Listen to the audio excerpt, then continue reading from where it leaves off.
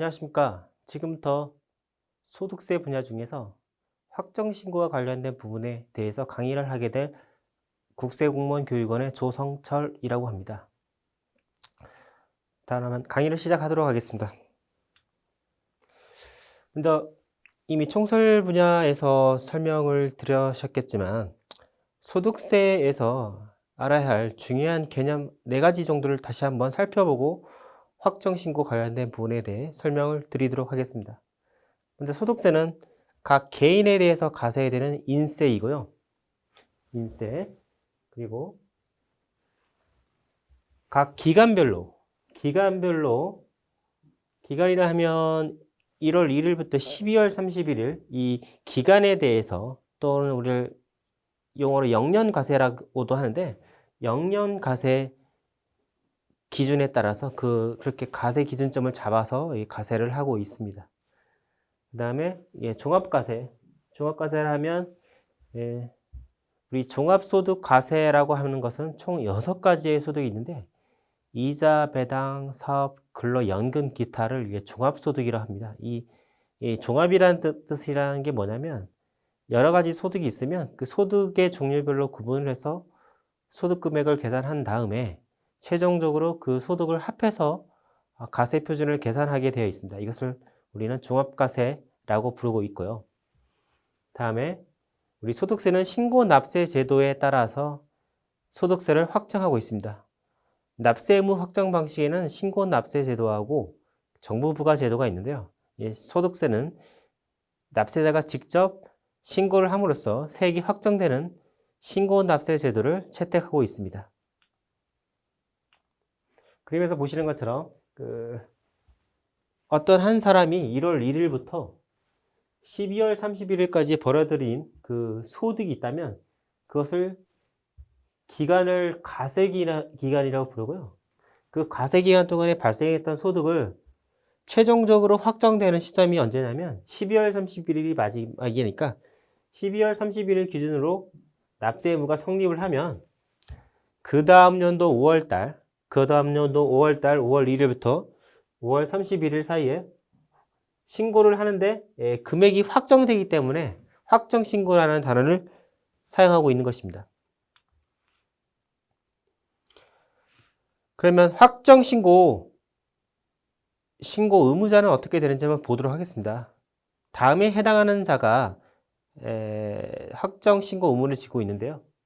먼저 처음에 설명드렸던 해당 연도에 종합소득이 있는 거주자가 과세표준 확정신고 의무를 가지고 있고요. 그 다음에 분리과세 주택임대소득으로서 분리과세 주택임대소득이라는 게 뭐냐면 그 주택임대업을 하시면서 그 해에 받아온 월세나 보증금 등의 수익금액의 합계액이 2천만 원 이하인 자 같은 경우에는 종합과세 방법이 아닌 분리과세 방식에 의해서 신고를 할 수가 있습니다. 분리과세 방식에서 신고를 하더라도 확정신고를 반드시 해야 된다는 점이 특징이 되겠습니다. 그 다음에 분리과세 기타 소득인데요. 계약금이 이약금으로 대체된 소득자, 계약금이 이약금으로 대체됐다는 게 뭐냐면 매도인과 매수인이 있었고 매도인으로부터 계약금을 냈는데 매수인이 마음이 변해서 그 계약금을 받아가지 않고 그 계약을 취소를 하는 경우가 생긴다면 그 계약금이 매도인 입장에서 봤을 때는 이약금으로 대체되면서 그 사람의 기타 소득이 될 수가 있습니다. 기타 소득에 대해서는 납세자가 이게 작년부터 바뀌었는데 기존에 계약금이 이약금으로 대체된 기타 소득은 무조건 종합과세였는데요. 그러다 보니까 이게 좀 불합리하다는 점이 지적이 되었었고 계약금이 이약금으로 대체된 기타 소득에 대해서도 20%로 불이익과세일 수 있는 것으로 이제 법이 바뀌었습니다. 하지만 그렇다 하더라도 반드시 확정신고를 하도록 이렇게 법으로 정해놓았고요. 그 다음에 가상자산의 양도대여소득은 2022년 귀속분부터 이제 우리 소득세 과세 범위 안에 들어오게 되는데 이 기타 소득으로 분류가 되고요. 대신에 분리과세가 됩니다. 다른 소득과 합하지 않고 과세되는 걸 분리과세를 하는데 분리과세가 되지만 그렇다 하더라도 이제 물론 내년부터 있는 일이고요. 2022년부터 확정신고 의무자의 범위에 들어가게 됩니다. 그 다음에 이제 예를 들어서 이제 금융소득이 2천만 원 초과를 하게 되었을 경우에 어떻게 되느냐? 이제 이게 분리과세를 설명하기 위해서 제가 그림을 이렇게 작성한 건데요. 금융소득이라면 이자 배당 등을 말하는데 이자 배당 같은 경우에는 경비를 인정하지 않기 때문에 받아온 금액 그 자체가 소득 금액이 됩니다. 그래서 그 금액이 2천만 원을 초과하게 되었다면 종합과세 방식에 따라서 즉 종합과세 방식이라는 게 뭐냐면 금융소득 이외에 다른 소득이 있었다면 그 소득과 합해서 신고를 해야 된다는 뜻을 말하는 거고요. 근데 만약 2천만 원 이하였다. 그때에는 통상적으로 이자 소득 같은 경우는 14%로 원천 징수가 되면 그 14% 원천 징수로 납세 의무가 종결된다. 그것을 이제 보통 이게 분리과세라는 단어를 사용해서 표현을 하고 있습니다. 우리 세법에서는. 그 다음에 이제 주택임대 소득 같은 경우에는요, 이렇게 주택을 임대하고서 이제 그 월세나 보증금을 받아올 수가 있는데 통상적으로 한 주택자, 1주택자 같은 경우에는 과세가 되지 않고요. 2주택자부터 과세가 되는데 그때 이제 수익금액 기준에 따라서 수익금액이 2천만 원을 초과하면 다른 소득과 합해서 신고를 해야 되고요. 그걸 종합과세라고 표현을 합니다. 다음에 2천만 원 이하자 같은 경우에는 종합과세와 분리과세 중 선택을 할 수가 있어요. 이제 분리과세 같은 경우에는 이 산식을 제가 이제 이렇게 설명을 드리자면 수익금액에서 경비를 빼주고요. 이제 경비는 50 내지 60%를 빼줍니다. 50% 내지 60%를 빼주고요. 추가적으로 이제 200 내지 400을 빼줍니다. 200만 원 내지 400만 원을 빼줍니다. 이것은 그 주택이 대통령이 정하는 그 주택에 포함됐을 경우에 그때 빼주는 거고요. 그리고 나서 이게 14%를 이렇게 곱한 이 산식에 따라서 계산한 그 세액을 가지고서 분리과세할 수 있는 여지를 두고 있습니다. 이것이 이제 주택 임대 소득자 중에서 수익 금액이 2천만 원 이하자 같은 경우에는 분리과세 방식에 의해서 세액을 결정해서 납부를 하거나 아니면 다른 소득과 합해서 신고하는 종합과세를 선택할 수 있다는 뜻입니다. 그리고 다음의 경우에도 종합소득과세표준 신고 의무가 있는데요. 과세표준이 설령 없거나 이제 결손금액이라는 말이 무엇이냐면 수익금액보다 경비가 컸을 때 이제 마이너스죠. 이 마이너스를 보통 우리 세법에서는 결손금이라고 부르는데요. 과세표준이 없거나 또는 결손금액이 있다 하더라도 반드시 확정신고 의무가 있고요. 이제 다음에 종교인 소득자 같은 경우인데 종교인 소득은 이제 기타 소득으로 구분이 되는데요. 종교인 소득을 지급을 한 자가 만약에 원천 징수를 이행하지 않았다. 원천 징수를 이행하지 않았다거나 연말정산 등을 하지 않았다면 그때 확정신고 의무가 있습니다. 종교인 소득을 받는 그 종교인 성직자를 말씀하는 거고요. 다음에 비거주자는 이제 우리나라에 이제 주소가 없거나 아니면 거소 기간이 183일 이하인 기간에 있는 자를 비거주자라고 하는데요. 비거주자라 하면 통상적으로 그 지급을 받을 때 원천 징수를 통해서 납세 의무가 종결이 됩니다. 하지만 만일 국내 사업장이 있었다. 국내 사업장이 있는 곳에서 만일 소득이 발생했다라고 하면 그때는 종합과세 방식에 의해서 즉 종합소득과세표준 확정신고 의무를 지게 된다. 그래서 국내 사업장이 있고 그다음에 국내 사업장이 기속이 되었다. 그때는 종합과세 방식에 의해서 신고를 해야 되고요. 그렇지 않다. 사업장도 없고 그리고 그 사업장이 기속되지 않는다. 그 소득이 그랬을 경우에는 분리과세, 즉 원천 징수를 통해서 납세 의무가 종결된다라고 보면 되겠습니다. 그 다음에 어느 하나에 해당하는 거주자는 확정신고 의무를 면제를 받게 되는데요.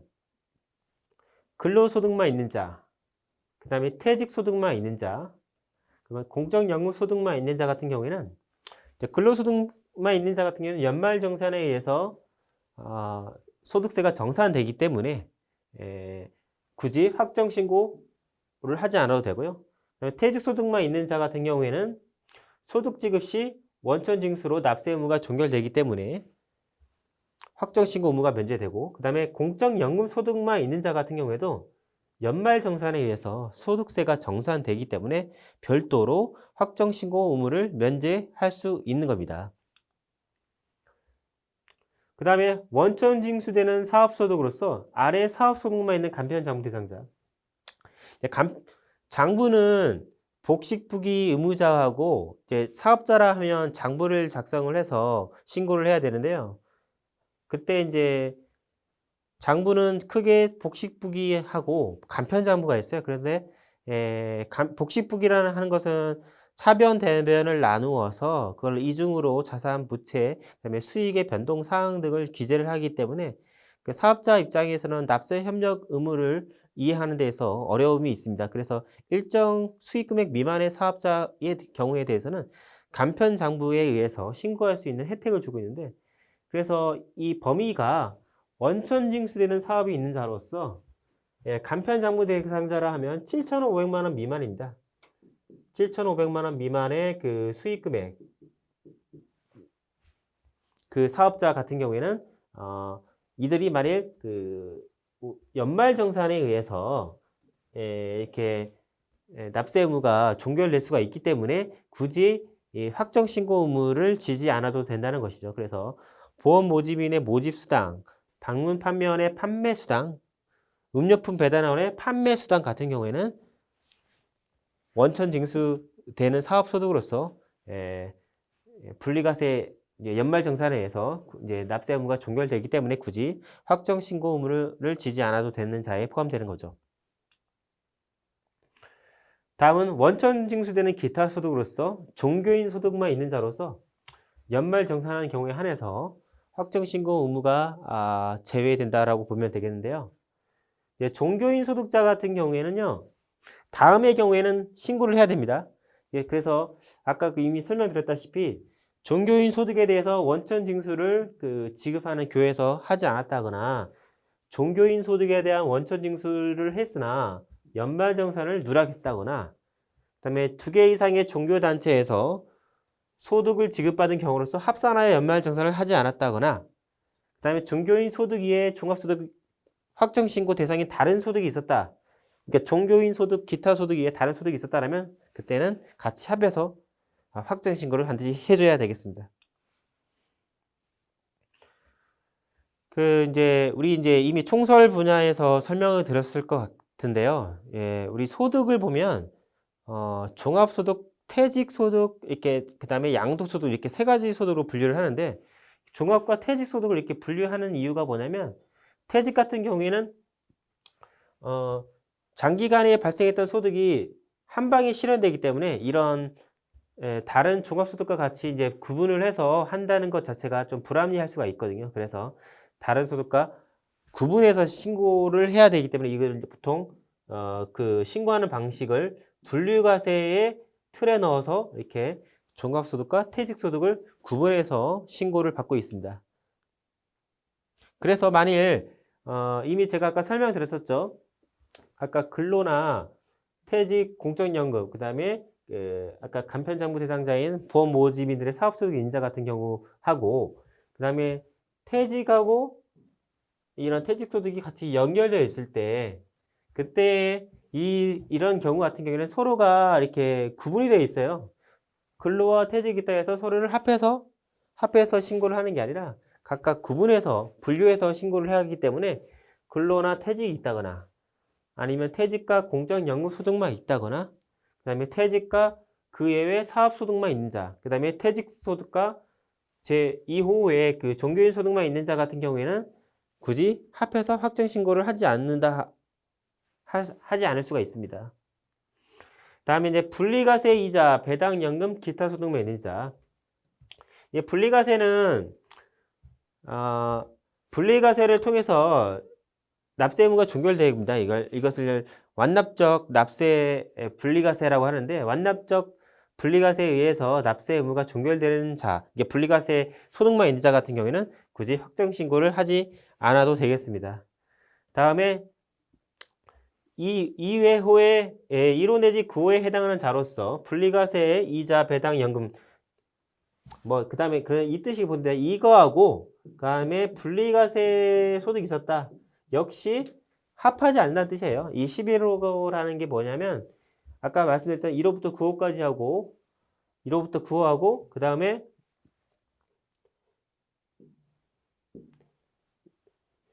1호하고 9호하고 그 분리과세 이자 배당 연금 기타 소득만 있을 경우에는 굳이 합하지 않아도 된다는 얘기죠. 즉 종합과세, 분류과세, 종합과세, 그다음에 분리과세 소득이 있으면 서로 합하지 않아도 되기 때문에 그럴 경우에는 확정 신고 의무가 부여되지 않는다라고 보면 되겠습니다. 하지만 다음의 경우에는 확정 신고를 반드시 해야 되는데요. 예를 들어서 2인 이상으로부터 근로소득이 있는 자, 근로소득이나 공적연금, 퇴직소득, 종교인소득, 연말정산이 된 사업소득이 있다면, 만일 그 종전 근무지에 대해서 그 이후에 근무지에서 같이 합해서 확정 신고를 하지 않았다. 주근무제에서 종된 근무지를 합해서 소득세를 납부를 했다면 상관이 없는데, 그렇게 하지 않았다면 그때는 2곳 이상으로부터 소득이 있었다라면 그때는 반드시 확정 신고를 해줘야 되겠습니다. 그 다음에 이제 원천 징수가 없는 근로소득이 있는 자 같은 경우인데, 애국기관이나 비거주자 등으로부터 근로소득이 발생을 했다라. 근데 원천 징수를 하지 않을 수 있죠. 원천 징수를 못하죠. 애국기관으로부터 만일 근로소득이 있었다라면 원천 징수를 못했다는 것은 결국 우리가 그 사람의 소득이 얼마인지 알 수가 없다는 얘기죠. 그래서 원천 징수 의무가 없는 근로소득이 있는 자 같은 경우에는 그때는 확정 신고를 반드시 해줘야 되고요. 그 다음에 연말정산을 하지 않았다.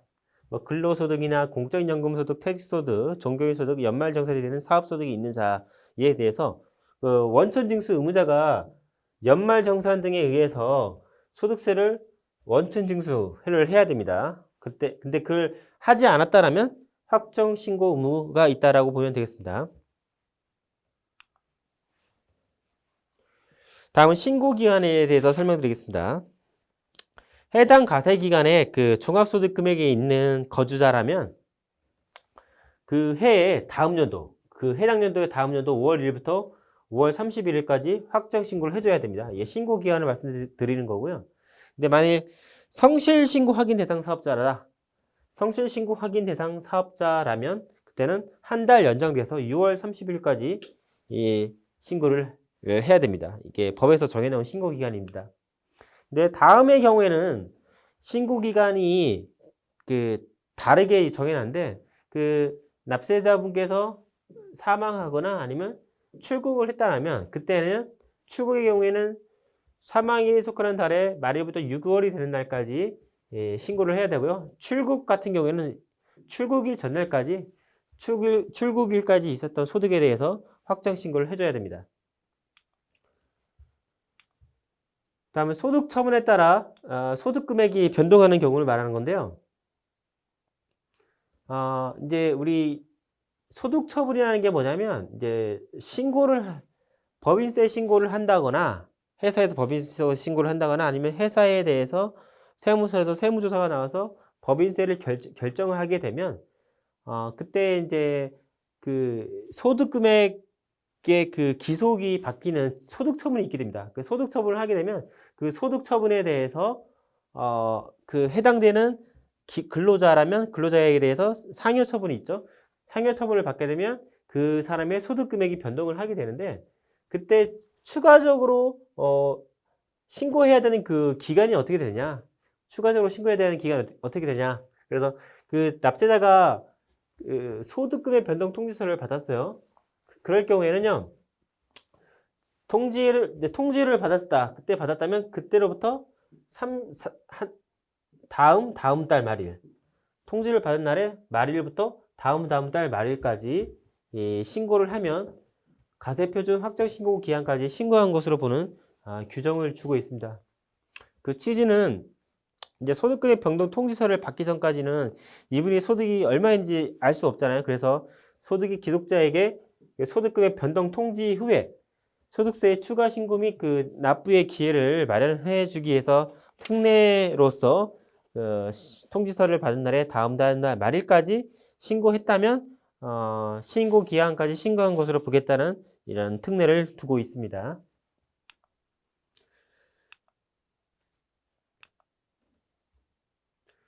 다음은 이제 확정신고 첨부 서류. 확정신고는 첨부하는 서류가 내가 이제 사업자의 경우에 사업자의 경우를 말씀하는 겁니다. 사업소득이 있는 자 같은 경우에는 장부와 증빙 서류에서 신고를 해야 되고요. 그때 기장 의무를 두 가지 분류로 분류할 수 있는데 복식부기 의무자하고 간편장부 대상자로 이렇게 구분할 수가 있습니다. 복식부기 의무자라면 직전 연도 수익 금액이 일정 금액 이상인 그런 사업자를 복식부기 의무자로 법에서 정해놓고 있고, 그럴 경우에 이제 복식부기 의무자라면 재무상태표, 손익계산서, 합계자력 시산표, 조정계산서를 첨부를 해야 신고를 한 것으로 보기 때문에 반드시 이것을 첨부를 해야 되고요. 첨부를 하지 않았다라면 무신고로 봅니다. 그 다음에 이제 만일 그거 제가 아까 설명드렸던 복식부기나 간편장부는 장부에서 신고하는 것을 실액과세라고 표현을 하는데, 반드시 장부에서만 신고하지 않고도 추정해서 과세한다는 것을 추계라 하는데, 추계해서 신고도 할 수 있습니다. 그럴 경우에는 추계소득금액 신고서를 작성을 해서 이렇게 신고를 할 수가 있습니다.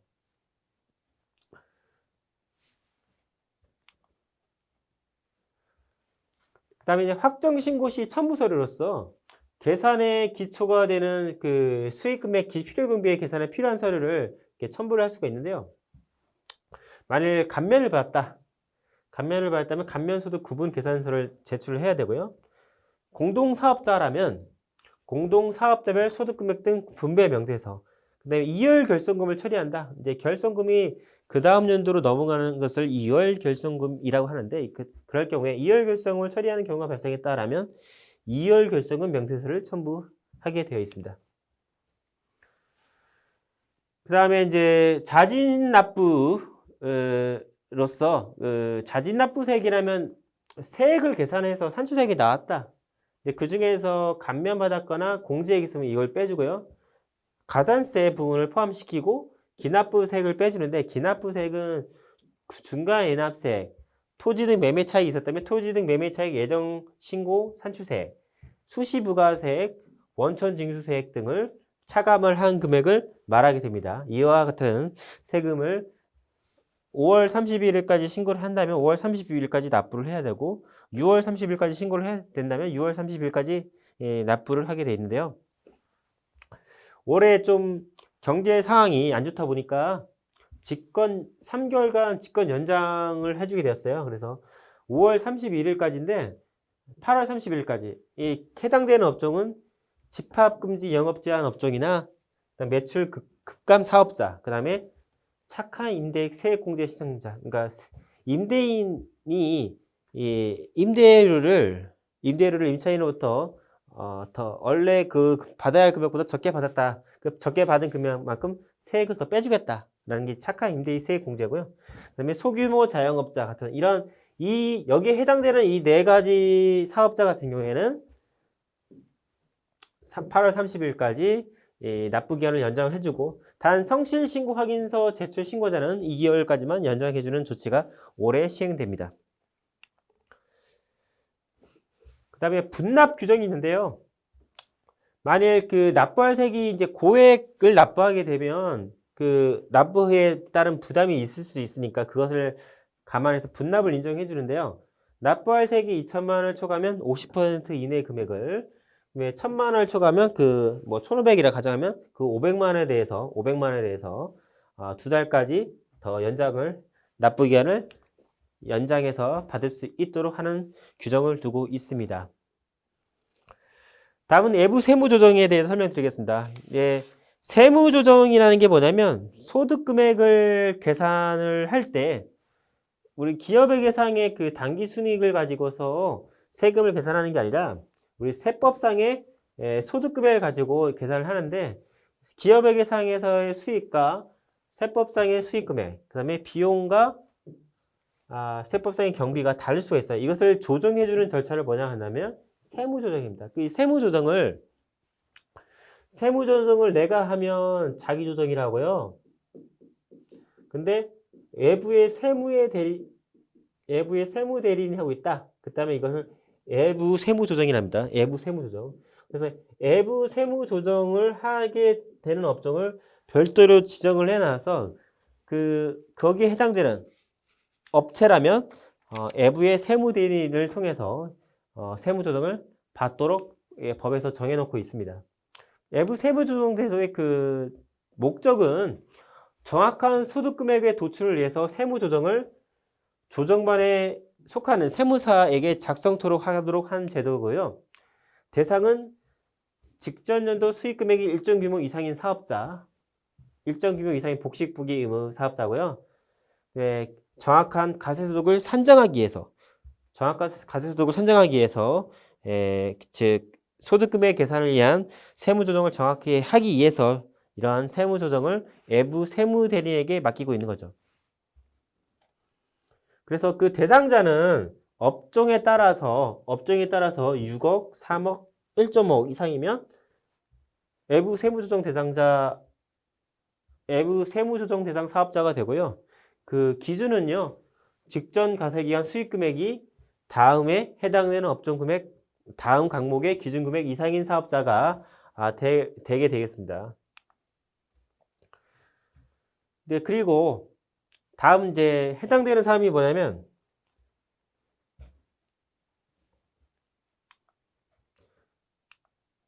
복식부기 의무자로서 만일 그 직전 가세기간에 추계결정 또는 추계경정을 받았다거나 아니면 직전 가세기간 중 사업을 시작한 사업자, 그 다음에 세액공제, 세액감면, 소득공제를 적용받은 사업자라면 그때면 외부 세무조정에 의해서 신고를 해야 되고요.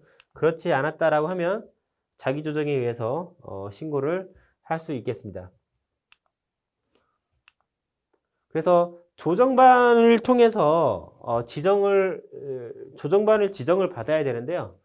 조정반이라는 것은 그 자체 내에 2명 이상의 세무사나 세무법인, 회계법인의 소속 세무사를 넣어서 조정반을 지정을 하는데 11월 30일까지 그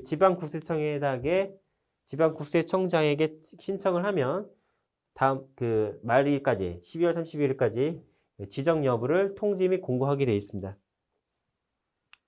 다음은 성실신고 확인 대상 사업자에 대해 설명드리겠습니다. 성실신고 확인 대상 사업자는 2011년부터 이게 시행이 되는데 그 취지는 뭐냐면 기존에 그 신고가 성실하게 되는지 아닌지를 누구 보고 검증을 하라는 얘기는 세무대리인으로부터 그 검증을 할 수 있도록 하도록 한 제도인데, 그래서 성실신고 확인서를 그 확정신고 시 같이 제출하도록 한 제도를 말합니다. 시행 시기는 2011년 귀속부터 신고분부터 이제 시행되었고요.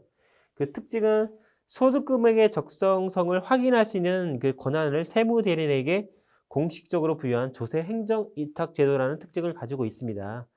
그래서 당초에는 이제 고소득 자영업자 위주로 하려 했었어요. 고소득 자영업자의 그 탈세 또는 수익금액을 줄이거나 경비를 가다하게 잡는 분이 많았기 때문에 당초 법을 만드는 과정에서는 고소득 자영업자 위주로 하려고 했었는데, 그게 좀 형평에 안 맞다 해서 모든 사업자로 그 영역을 넓혔습니다. 대신에 그 수익 금액이 일정 금액 이상인 자에 대해서만 즉 결국은 이제 수익 금액이 많은 외형이 큰 사업자 위주로 그런 의무를 부여했다고 보면 되고요. 그 내용을 살펴보면 대상자는 해당 과세 기간의 수익 금액이 업종별 일정 규모 이상인 사업자를 말합니다.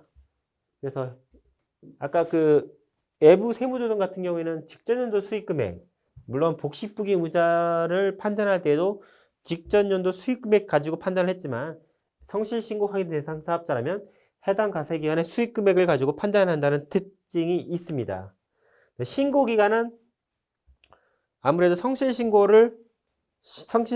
했는지 여부를 확인하는 데 시간이 걸리기 때문에 한 달 정도 더 여유를 줬어요. 그래서 다음 연도 5월 1일부터 6월 30일까지 신고할 수 있도록 그 혜택을 줬고요. 두 번째 혜택으로서는요.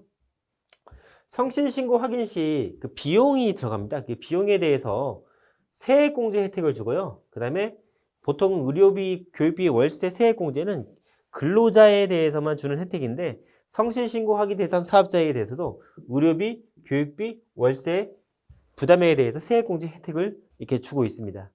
네, 혜택만 있는 건 아니고 성실하게 신고를 하지 않았다. 예를 들어서 성실신고 확인서를 제출해야 되는데 제출을 하지 않았다라면 산출세액의 5%의 그 가산세를 물고요. 그래서 성실신고 확인서를 제출하지 않았다면 세무조사 수시 선정 세무조사 대상자의 수시 선정 대수가 있습니다. 그 다음에 기타적으로서 기타 사항으로서 이제 올해부터 시행되는 건데요. 올해부터 시행되는 건데 이제 전문직 사업자 같은 경우에는 이제 업무용 수용차에 대해서 이제 한 대까지는 상관없는데 그 중 한 대, 또 다른 한 대가 있었다. 그 또 다른 한 대에 대해서 업무 전용 자동차 보험에 가입을 해야 됩니다. 이게 올해부터 시행됩니다. 내용이 자꾸 지워집니다. 그러면 이제 성실신고 확인 주요 항목으로서 다음의 사항을 같이 검증을 해야 되는데요. 세무사가. 그래서 사업자 현황, 주요 사업 내역, 그 다음에 수익 금액을 검토하고 필요 경비를 검토하고 그 다음에 뭐 3만 원 초과 적격 없는 비용 명세서 배우자 및 직계 전비속과의 거래를 검토하고 차량 운영 현황, 사업용 계좌별 잔액 현황에 대해서 같이 이렇게 성실하게 했는지 여부를 검토하게 되겠습니다. 근데 만일 다음의 경우에는 세액공제 받은 금액을 전액 추징을 하게 되는데요. 뭐 가소신고 소득금액이 경정소득금액의 10%를 이상이거나 그때는 공제받은 세액 전액을 추징하고 3개 과세기간 동안 세액공제 혜택을 배제를 하고요. 그 다음에 성실사업자의 의료비, 교육비, 그 다음에 월세 세액공제에도 가소신고 수익금액이 경정신고 수익금액의 20% 이상이거나 과대 필요경비가 경정필요경비의 20% 이상이라면 공제받은 세액을 전액 추징을 하고요. 그 다음에 3개 과세기간 동안 세액공제를 배제하게 되겠습니다. 이상 짧지만 초과소득 확정신고, 그 다음에 외부 세무조정, 그 다음에 성실신고 확인 대상 사업자 분야에 대한 강의를 하였습니다.